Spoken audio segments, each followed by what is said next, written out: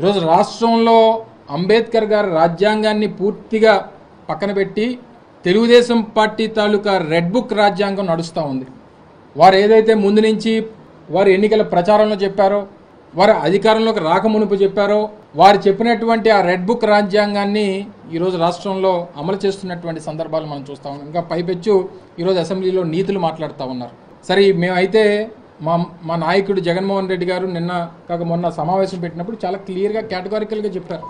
6 నెలల పాటు వారికి హనీమూన్ పీరియడ్ అనేటువంటిది నడుస్తూ ఉంది.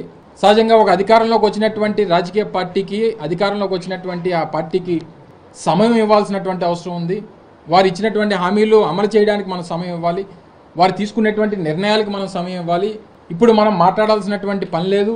6 నెలల తర్వాత వారు తీసుకున్నటువంటి నిర్ణయాలన్నీ చూసిన తర్వాత అప్పుడు మనం స్పందిద్దాం అనేటువంటి మాట జగన్మోహన్ రెడ్డి గారు మొన్న సమావేశంలో చెప్పారు. దానికి కూడా వారు సమయం ఇవ్వట్లేదు. అధికారం వచ్చి కేవలం ఇంకా 20 రోజులు పూర్తవకముందే ఈ రకమైనటువంటి పరిస్థితులు రాష్ట్రంలో ఉన్నాయి. సరే, మేము తీసుకున్నటువంటి నిర్ణయాలు లేకపోతే ఇంకోటో వేరు ఇతర కారణాల చేత ఈరోజు మేము అధికారాన్ని కోల్పోయాం. మీకు అవకాశం ఇచ్చారు.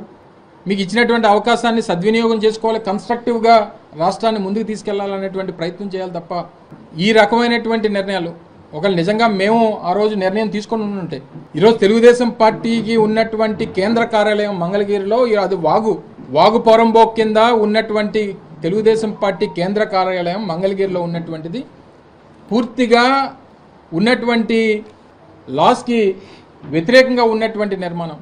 సో ప్రజాస్వామ్యంలో కొన్ని నిర్ణయాలు మనం ఆలోచన చేసి, సరే వారు కూడా తర్వాత కోర్టుకు వెళ్ళారు, కోర్టులో స్టే తెచ్చుకున్నారు, ఇతర కారణాలు బోల్డ్ అని ఉండొచ్చు. వారు కూడా గడిచినటువంటి వారి ప్రభుత్వంలో 2014 నుంచి 19 మధ్యలో అనేక ప్రభుత్వ స్థలాల్ని వారి తెలుగుదేశం పార్టీకి సంబంధించినటువంటి వాళ్ళ ఆఫీసుల కోసం వారు కేటాయింపులు చేసుకున్నటువంటి సందర్భాలు ఉన్నాయి.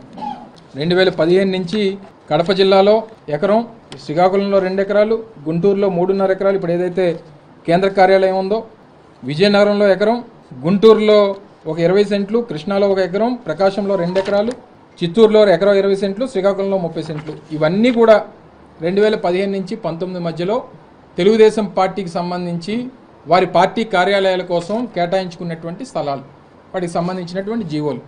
సో వారే 2016లో ఒక జీవో ఇష్యూ చేశారు.